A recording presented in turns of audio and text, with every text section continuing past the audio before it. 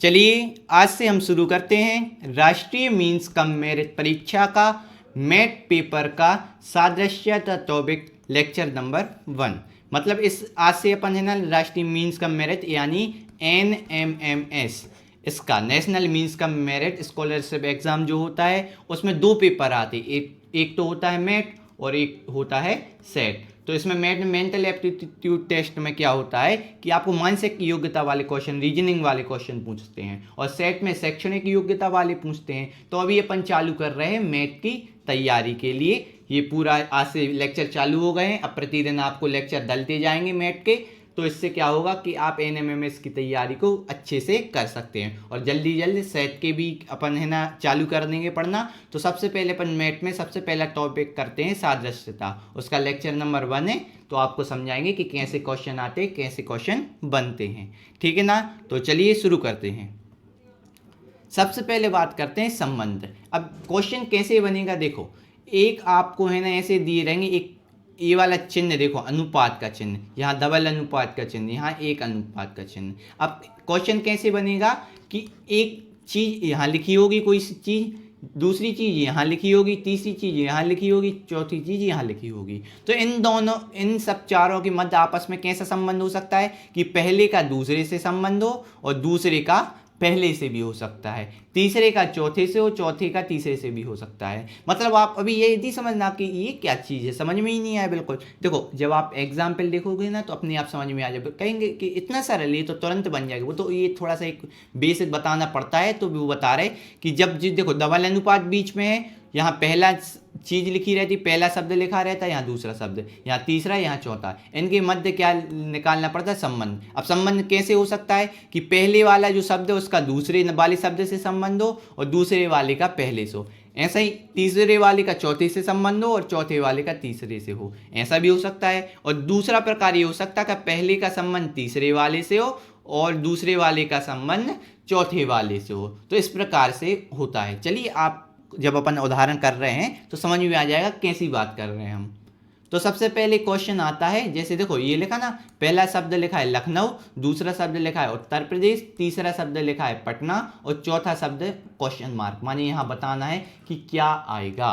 तो ऐसे कैसे संबंध हमने बताया था कि हो सकता है पहले का दूसरे से संबंध या तीसरे का या चौथे से, या तो पहले का तीसरे से या दूसरे का चौथे से। चलो देखो जैसे आप समझे। अब देखो वो चीज़ छोड़ो, मान लो अगर समझ में नहीं आया बिल्कुल छोड़ दो, वो नहीं है, अलग करो। अब तो ये समझो क्वेश्चन कि जैसे लखनऊ किसकी राजधानी है, उत्तर प्रदेश की है, ऐसे ही पटना किसकी राजधानी होगी। समझ रहे हो संबंध क्या है कि जैसे लखनऊ उत्तर प्रदेश की राजधानी है वैसे ही पटना किसकी राजधानी है, तो पटना राजधानी है बिहार की। तो यहाँ आंसर क्या आएगा, बिहार, यानी ऑप्शन नंबर बी। तो कौन सा आंसर आएगा, ऑप्शन नंबर बी, बिहार। समझ में आया ना कि लखनऊ उत्तर प्रदेश की राजधानी है तो पटना किसकी होगी, बिहार की राजधानी। तो आपको राजधानियां और राज्य याद कर लेना अच्छे से। हालांकि हम उसके लिए भी एक पर्टिकुलर लेक्चर डाल देंगे तो आपको सब याद करा देंगे। आपको टेंशन लेने की बात नहीं है। NMMS की तैयारी अपन साथ में बिल्कुल अच्छे से करेंगे ताकि आप अच्छे से ये पूरा पेपर निकाल सकें और टॉप रैंक ला सकें। ठीक है ना। अब बात करते हैं अगला, जैसे रोटी में क्या लगाते हैं अपन, मक्खन लगाते हैं। ठीक है ना, रोटी में लगाते हैं ना अपन मक्खन, जैसे रोटी में क्या लगाते हैं, मक्खन। तो घाव में अपन क्या लगाते हैं, तो घाव में लगाते हैं मरहम। तो आंसर ऑप्शन नंबर ए। समझ में आया ना किस प्रकार से करना है, सरल है ना। समझ में आया कि जैसे रोटी में मक्खन लगाते हैं ऐसे घाव में क्या लगाते हैं, मरहम। ऑप्शन, मिट्टी तो लगाएंगे नहीं, चोट तो कुछ होता है, चोट है, घाव में क्या हुआ, चोट ही से तो हुआ। और दी पट्टी, तो घाव पे अपन पट्टी ना बांध के, पहले पट्टी तो बांध ही जाती है, लगाते क्या, जैसे रोटी में मक्खन लगाते हैं ऐसे ही घाव में क्या लगाते हैं, मरहम लगाते हैं। तो ऑप्शन नंबर ए। समझ में आया ना। अब आने लगा ना कैसे संबंध की बात कर रहे थे। चलो और क्वेश्चन कर रहे हैं। सबसे पहले अब बात कर रहे हैं जैसे सहारा। देखो सहारा एक रेगिस्तान का नाम है, जो सहारा है वो है ना रेगिस्तान का नाम है, विश्व का सबसे बड़ा रेगिस्तान है सहारा। तो सहारा एक रेगिस्तान का नाम है।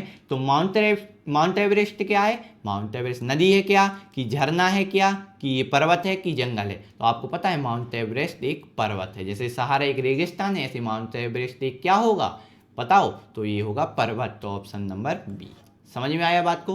ऐसी अगला क्वेश्चन, जैसे बल का, जी साइंस के लिए देखो, साइंस देखो इन क्वेश्चन को करने के लिए थोड़ा सा सामान्य ज्ञान चाहिए अपन को, जनरल नॉलेज। जैसे बल का ये विज्ञान का आ गया कि बल का मात्रक है न्यूटन, तो वर्ष जैसे बल को मापा जाता है न्यूटन में, तो वर्षा को किससे मापा जाता है? बाण से, सेंटीमीटर से, मानसून से या किलोमीटर से? ये थोड़ी कर लेना कि ये थोड़ा सी यहाँ लिखना था बी, चलो छोड़ो, ये तो अपन ऑप्शन पता होने चाहिए, ठीक है ना। तो बल को मापा जाता है न्यूटन में, तो वर्षा को कैसे मापा जाता है? सेंटीमीटर में। तो आंसर सी, ये नीचे लिखना था वो ऊपर टाइप हो गया, ठीक है ना। तो जैसे बल को मापते हैं न्यूटन में, ऐसे ही वर्षा को मापते हैं सेंटीमीटर में। क्लियर? आगे बढ़े। अब बात करते हैं इसमें, जैसे बाइबल, बाइबल एक पुस्तक का नाम है, धार्मिक पुस्तक है जो ईसाइयों की होती है, तो बाइबल ईसाइयों की पुस्तक है। ऐसी कुरान किसकी पुस्तक है? कुरान है इस्लाम धर्म की, यानी मुस्लिम धर्म की, ठीक है ना। आया समझ में? तो ऑप्शन नंबर हो गया ए आंसर। समझ में आया बात किस प्रकार से करना है? इसी प्रकार से अगला क्वेश्चन, जैसे भोपाल किसकी राजधानी है? मध्य प्रदेश की। इसी प्रकार भुवनेश्वर किसकी राजधानी है? उड़ीसा की। तो आंसर उड़ीसा कहाँ है? बी वाले ऑप्शन में, आंसर बी वाला ऑप्शन। समझ में आया? तो हमने वही बताया ना कि आपको राज्य और राजधानियाँ आपको पढ़ा दी जाएंगी, तो उससे क्योंकि क्वेश्चन आता है राज्य राजधानी से 1-2 क्वेश्चन तो बनते हैं, तो इस प्रकार से भोपाल जैसे मध्य प्रदेश की राजधानी है, उसी प्रकार भुवनेश्वर कहाँ की राजधानी है? उड़ीसा की, ठीक है ना। आगे बढ़े। अब बात करते हैं अगला, जैसे देखो जासूस, जानकारी, पत्रकार। अब देखो इनमें संबंध देखो, और ये चौथा शब्द अपन को निकालना है क्या होगा। तो जैसे जासूस देता है अपन को जानकारी, जासूस जानते ना, गुप्तचर, खुफिया एजेंसी वाले, तो जासूस देता है अपन को जानकारी। इसी प्रकार पत्रकार अपन को क्या देते हैं? पत्रकार क्या देता है? स्रोत देता, निबंध देता, समाचार देता कि कहानी? तो अपन के लिए पत्रकार देता है समाचार। टीवी में देखा ना, पत्रकार अपन को समाचार देते हैं, तो ऑप्शन नंबर सी हो गया। समझ में आया? तो इस प्रकार से आ गया सी आंसर। अब बात करते हैं, यहाँ देखो जैसे जनवरी का संबंध फरवरी से है, क्योंकि जनवरी के बाद जस्ट क्या आ जाती है? फरवरी। तो ऐसे इनमें से आंसर बताना है। देखो समझ में आ रहा है? जनवरी के बाद क्या आ जाती? फरवरी। इस प्रकार से तो मार्च के बाद क्या आता? अप्रैल, लेकिन ये मार्च के बाद अप्रैल आना चाहिए, लेकिन यहाँ तो जून है, यानी ये ऑप्शन भी गलत है। अब अगला अगस्त, सितंबर, अगस्त के बाद सितंबर आया, बिल्कुल सही है। और यहाँ देख लो दिसंबर के बाद क्या आता है? जनवरी, गलत है। मार्च के बाद क्या आता है? अप्रैल, यहाँ भी गलत है। इसका मतलब क्या है कि सही आंसर है ऑप्शन बी, मतलब अगस्त के बाद क्या आता है? सितंबर। जैसे जनवरी के बाद फरवरी आता है, उसी प्रकार दिसंबर के बाद अगस्त के बाद सितंबर आता है। समझ में आया ना? इस प्रकार से अपन को संबंध पढ़ना, यही सादृश्यता टॉपिक में आता है, ठीक है ना। आगे बढ़े। अब देखो, अब इसमें थोड़ा सा अपन को वर्गमूल, घनमूल की आवश्यकता होगी। अब वर्गमूल क्या कहलाता है? अपन थोड़े से अभी जब गणित पोर्शन करेंगे ना सेट में, तो आपको और अच्छे से बता देंगे, लेकिन आपको अभी जानकारी दे दें कि किसी भी संख्या का उसी में गुणा कहलाता है वर्ग। जैसे मान लो 7 का 7 में गुणा करा तो कितना आया? 49। तो 7 का वर्ग क्या कहलाया? 49। चलो अगर नगर नहीं आए समझ में, तो अपन जब गणित में पढ़ेंगे और आप अपनी 8वीं की गणित की बुक में पढ़ेंगे ना, तब आपको अच्छे से आ जाएगा, ठीक है ना। इसके बाद देखो, अब यहाँ दिमाग लगाओ कि 7 का 50 में क्या संबंध है, तो 11 का किस में संबंध आएगा? देखो 7 50, 7 का पहाड़ा पढ़ो, 7 सतैया 49, 49 में एक जोड़ो तो कितना आ जाता है? एक जोड़ा तो कितना आता है? 50 आता है। आता है कि नहीं आता है? जब देखो जैसे 7 है, उसका खुद में गुणा करो, ऐसा दिमाग लगाना पड़ेगा कि कैसे आंसर आ जाए। ये रीजनिंग का क्वेश्चन है, इसमें डायरेक्ट कोई फॉर्मूला बहुत कम लगता है या कुछ इसमें कॉन्सेप्ट लगता है, इसमें दिमाग की कसरत होती है कि सोचना पड़ता है कि कैसे आ जाए। तो जैसे 7 का अपने खुद में करो, 7 सतैया 49, तो 7 का 7 में गुणा किया तो कितना आया? 49, और उसमें एक जोड़ दिया तो देखो ये आ गया 50। इसी प्रकार 11, जैसे जब 7 का खुद में गुणा किया पहले, तो जैसे ऐसे 11 है तो 11 का खुद में करो, 11 11 121, और यहाँ एक जोड़ा था तो यहाँ भी एक जोड़ो तो कितना आ गया? 122। तो देखो ऑप्शन नंबर ए। समझ में आया? ऑप्शन नंबर ए है अपना आंसर। कैसे किया पता है? 7 का जैसे 7 में खुद में किया तो 7 सतैया 49, उसमें एक जोड़ दिया तो 50। इसी प्रकार 11 का 11 में किया तो कितना आया? 121, और 121 में एक जोड़ा तो कितना आया? 122।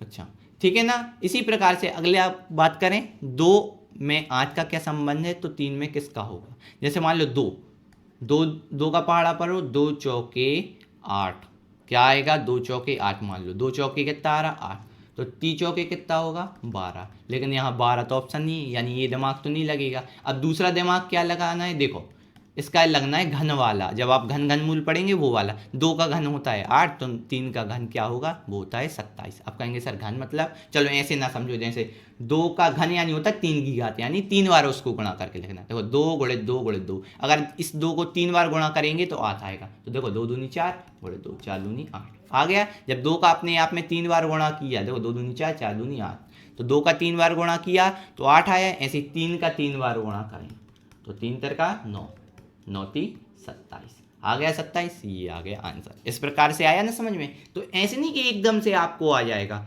आपको थोड़ा सा जब आप क्वेश्चन की प्रैक्टिस करेंगे ना तो आराम से आ जाएगा। हम आपको क्वेश्चन के लिए प्रैक्टिस के लिए भी क्वेश्चन भी दे देंगे। आपको तो सिर्फ एक रखना है कि हमारे लिए NMMS को क्लियर करना है, पेपर को निकालना ही है। बाकी आपके साथ हैं, आपको जो भी परेशानी दिक्कत हो कमेंट बॉक्स में कमेंट कीजिए, उसका हम सॉल्यूशन देने का कोशिश करेंगे, प्रयास करेंगे, ठीक है ना। तो ये हो गया। अगले क्वेश्चन पे बढ़े।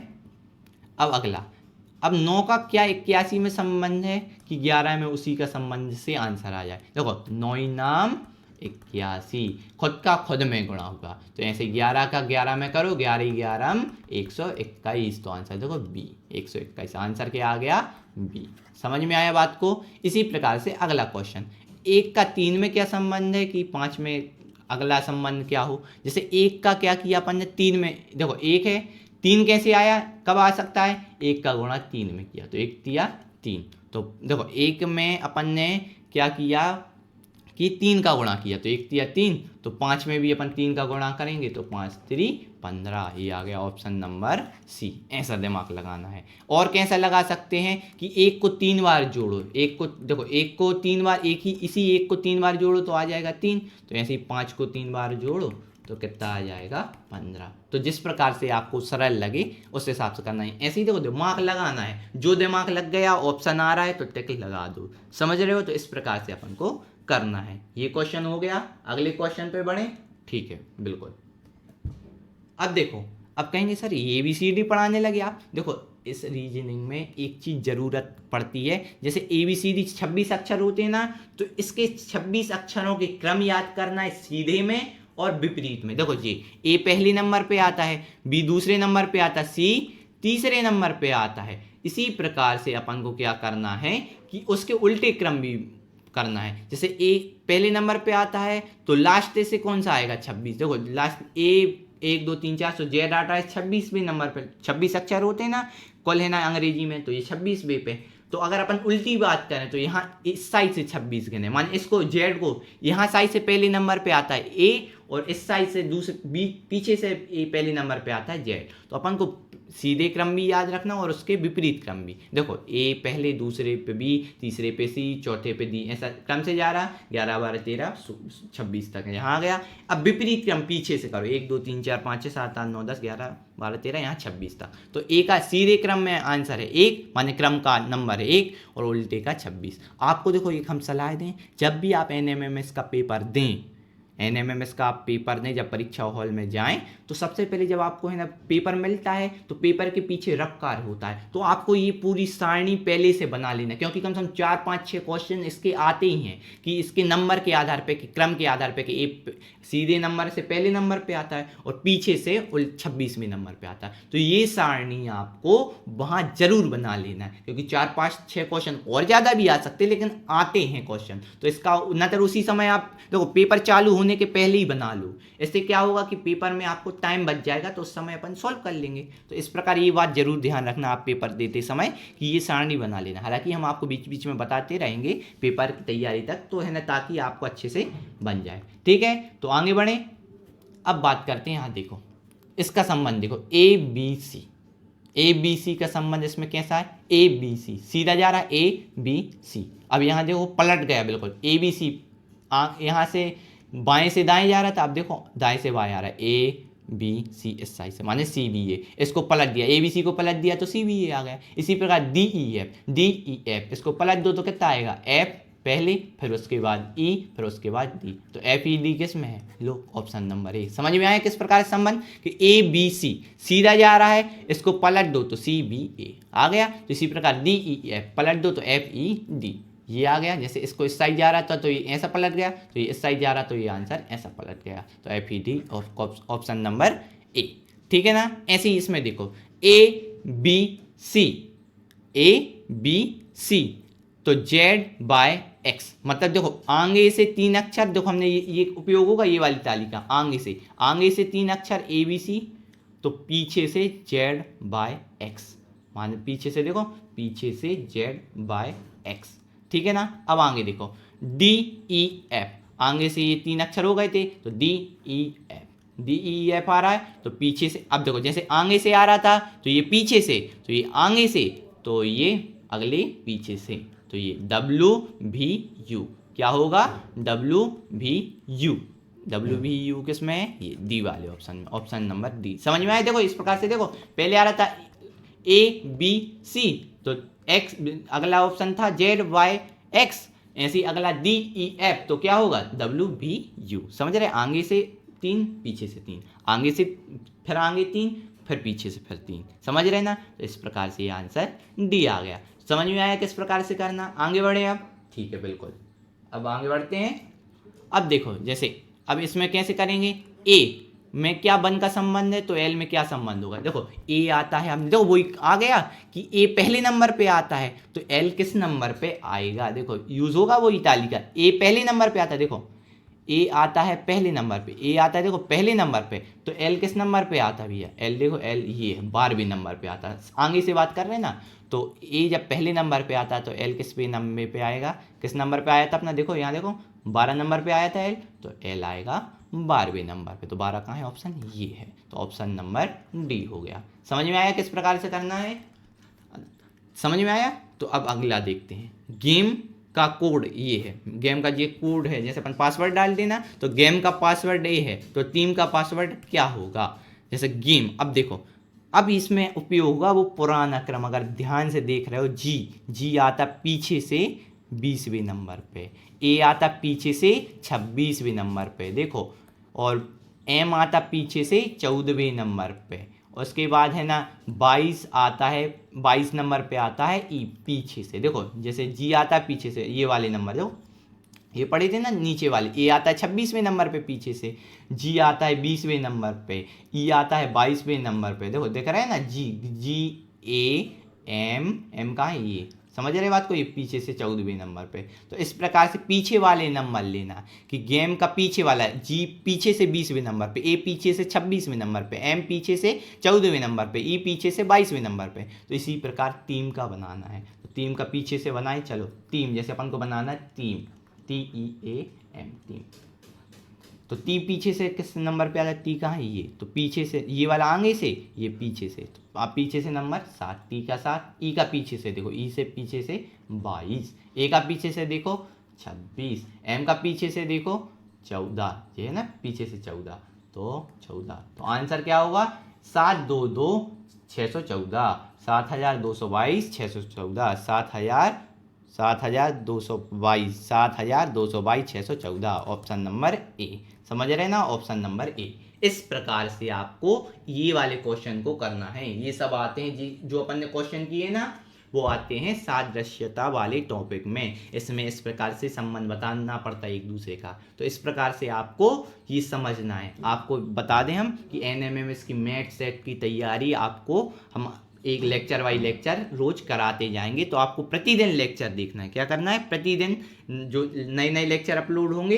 तो वो लेक्चर देखते जाना है, और साथ में आपके जो साथ में NMMS का जिन्हें पेपर देना है, तैयारी करना है, उनको भी बता देना कि भैया हम यहाँ से पढ़ रहे हैं, यहाँ लेक्चर डलते हैं, बिल्कुल निःशुल्क पढ़ाया जा रहा है, NMMS की पूरी तैयारी की कराई जा रही है, तो यहाँ से आप पढ़ सकते हैं बिल्कुल। ठीक है ना बच्चों, तो फिर अपन अब नए टॉपिक को पढ़ेंगे। अब सादृश्यता हो गया, इसके बाद नया टॉपिक आएगा। इस प्रकार से आपके मैथ के पूरे सिलेबस को कंप्लीट करा दिया जाएगा, फिर सेट का कंप्लीट करा दिया जाएगा, ताकि आपको पेपर को क्लियर कर सकें और अच्छी रैंक ला सके। तो आपको बस प्रैक्टिस करनी है, क्योंकि इनमें लगेगा प्रैक्टिस, माइंड लगेगा, देखो दिमाग लगेगा। जब आंसर नहीं आता ना तो सोचते यार कैसे आएगा आंसर, आंसर ही नहीं आ रहा, दिमाग खराब हो रहा है। लेकिन आपको बार बार प्रैक्टिस करेंगे तो देखो पहली बार में नहीं आएगा समझिए। देखो आप ये क्वेश्चन लगभग हो सकता है पहली बार कर रहे हो, तो इसलिए आपको थोड़ा सा अटपटा लगे कि ये कैसा कैसा कर रहे हैं, लेकिन आप जब जब धीरे धीरे प्रैक्टिस कर लेंगे तो आप पे बनने लगेंगे। ठीक है ना बच्चों, तो मिलते हैं अगले लेक्चर में, तब तक के लिए थैंक यू, धन्यवाद।